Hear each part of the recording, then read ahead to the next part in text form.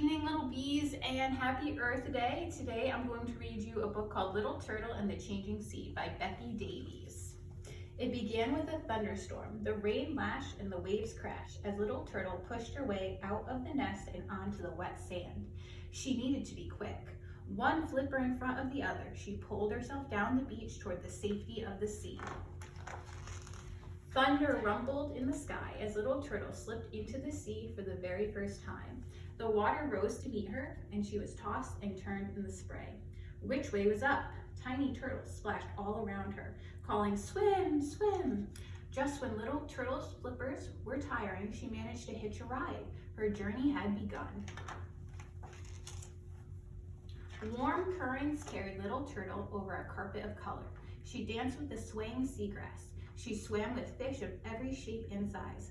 "What beauty," she said. Happy and content, Little Turtle climbed into a cozy hole in a rock and slept. Months passed, and Turtle was no longer little. She had outgrown her hideaway. But she would never outgrow the ocean. Turtle swam onward through miles of dazzling open water.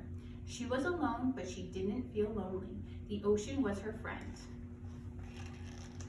At last, Turtle's journey was complete. She had made it to the other side of the world. "Home," sighed Turtle, and what a home it was.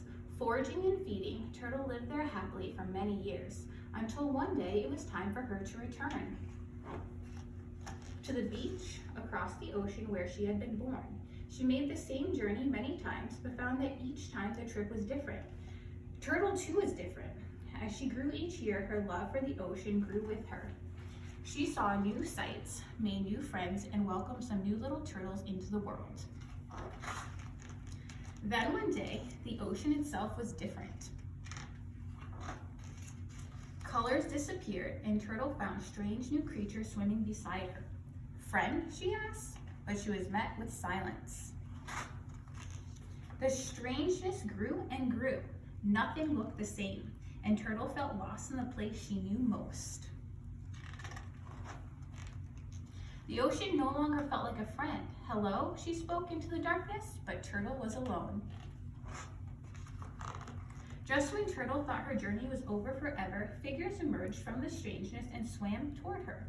Turtle was free. Little by little, she watched as they tended to the seagrass, the coral, and her friends.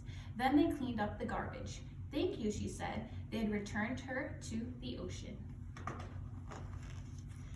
And she began her return to the ocean too.